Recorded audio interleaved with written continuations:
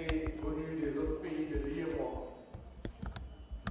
chers participants venus de toutes les régions du Sénégal, chers invités, mon message sera court, mais il vient du cœur. C'est un message pour remercier et féliciter le comité d'organisation composé de 14 femmes que j'ai vues œuvrer ces 2 derniers mois pour réunir toutes les conditions nécessaires pour la bonne tenue de cette assemblée que nous saluons avec joie et que nous sommes très contents de recevoir ici au King Fahd, de recevoir ici à Dakar. Ce comité d'organisation, je voudrais les féliciter parce qu'au départ, ce n'était pas évident. Leur budget était très loin d'être mobilisé. Les parties prenantes étaient très loin d'être toutes sensibilisées et sensibles à cette question pourtant aussi importante que la question des enfants en situation de rue. Si vous avez réussi, c'est certainement parce que vous avez travaillé avec abnégation, vous avez travaillé dans la solidarité. Et je voudrais vous saluer toutes, mais saluer d'abord, vous comprendrez ma fierté, votre présidente, l'honorable députée Aïda Sow Diawara. Madame le maire, je suis fier, les gens le comprendraient, vous êtes mon maire, puisque je suis citoyen de la commune de Golfe Sud.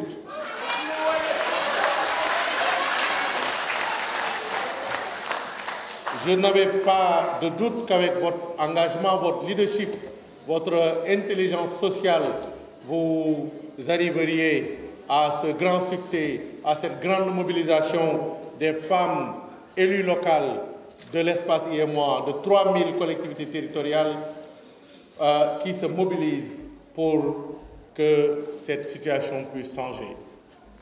Je voudrais par la suite remercier nos autres, j'allais dire nos collègues, femmes et hommes venant des 7 autres pays de l'IEMOA et ayant accepté, malgré la distance et les calendriers extrêmement chargés, on le sait, en fin d'année, accepté de venir pendant quelques jours réfléchir avec nous ici à Dakar autour de cette grande problématique.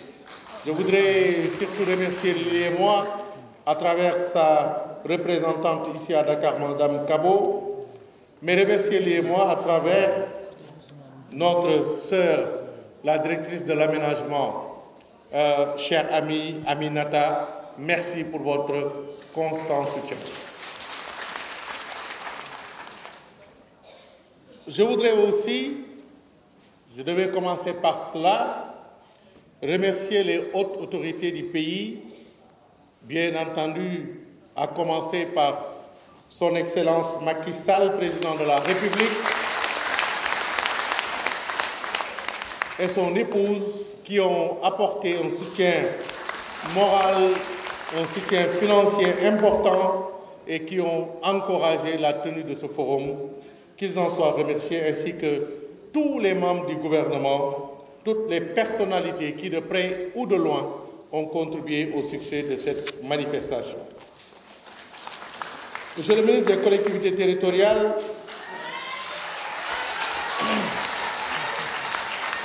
chers collègues maires, nous constatons et vivons tous les jours votre disponibilité à notre égard. Votre compétence ne se discute plus, mais nous sommes impressionnés par votre engagement exemplaire pour toujours une mise en œuvre réussie des missions qui vous sont confiées.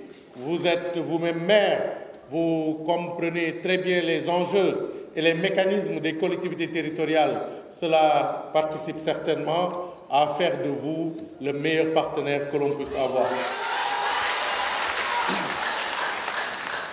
Nous saisissons juste l'opportunité de cette tribune pour vous renouveler notre disponibilité à toujours être à vos côtés pour faire en sorte que l'acte 3 de la décentralisation et la territorialisation des politiques publiques puissent réussir comme le souhaite le président de la République.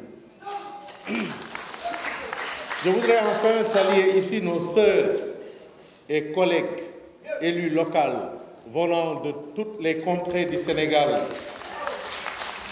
venant de Kédougou, de Salémata, de Saraya, de Bani Israël, de Matam, de Waoundé, de Kaffrine, de Foundiougne, de partout du Sénégal. Vous avez bravé les distances parce que vous avez compris que l'enjeu de l'enfance en vaut la chandelle. Merci d'être là à nos côtés.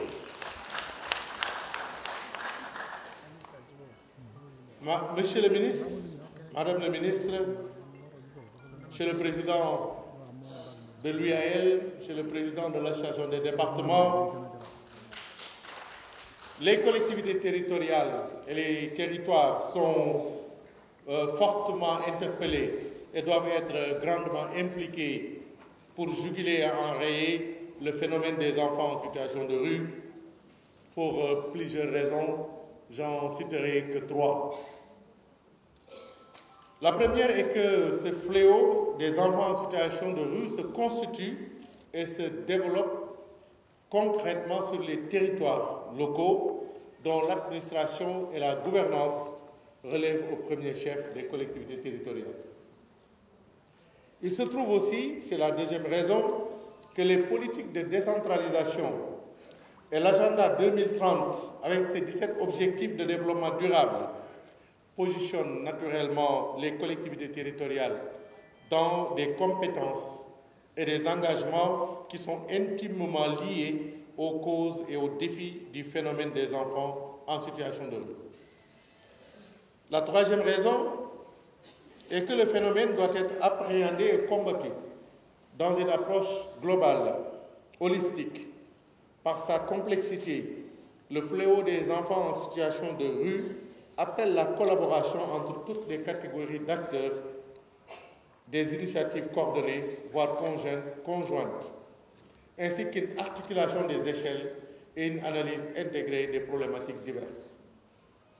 En tant que collectivité territoriale, il nous faut prendre la pleine mesure des enjeux et conduire à notre niveau de proximité des actions les plus pertinentes et nous inspirer des expériences menées ici et là pour asseoir des activités appropriées à chaque cas. Mesdames et messieurs, je voudrais à ce niveau juste ouvrir une fenêtre sur l'éducation. Parce qu'il me semble que nous pouvons tous être d'accord, même si les approches peuvent être différentes, que la place de l'enfant en dehors de la maison, c'est l'école. Quand l'enfant n'est pas à la maison, il doit être à l'école. Et c'est pourquoi, il me semble, et je l'avais dit lors du forum de préparation organisé avec l'appui de M. Cissé à Sali, à Somone, il me semble que le système éducatif doit répondre à cette lancée question, mais nous sommes tous d'accord que le système éducatif classique ne parvient pas toujours à mettre tout en œuvre pour que l'enfant puisse rester à l'école. Nous le constatons tous les jours, puisque nous sommes là réunis aujourd'hui pour juguler ce problème.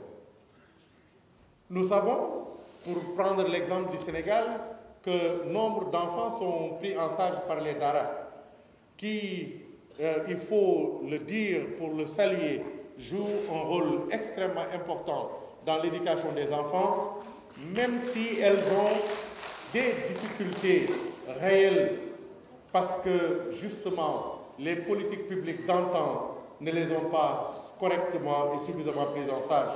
Et c'est pour cela que nous saluons la décision du chef de l'État depuis quelques années de faire des daras un maillon important de notre système éducatif, sans quoi ces enfants, même ayant maîtrisé le Coran, sortiraient sans perspective professionnelle, sans perspective d'emploi. Le concept de dara moderne, nous pensons, est un concept pertinent et à même de régler une bonne partie du problème. Mais en dehors de l'école et en dehors des daras, nous savons que tous les enfants ne réussissent pas comme on pouvait le souhaiter, parce qu'ils n'ont pas toujours les mêmes profils, mais parce que parfois ils ont des difficultés même de nourriture ou de prise en charge. Et donc, nous constatons qu'un flux important d'enfants sort du système éducatif. Depuis des dizaines d'années, un système comme les centres de sauvegarde permettait de reprendre une partie de ce flux important pour les réinjecter dans le système. Nous constatons, et c'est un message que nous adressons aux autorités ici présentes, que depuis quelques années, ces centres de sauvegarde présentent des difficultés budgétaires, des difficultés organisationnelles, même des difficultés de disponibilité de ressources humaines. Nous souhaitons donc, à côté des collectivités territoriales, que les enfants, que le gouvernement puisse renforcer ce système qui est très pertinent pour récupérer beaucoup d'enfants.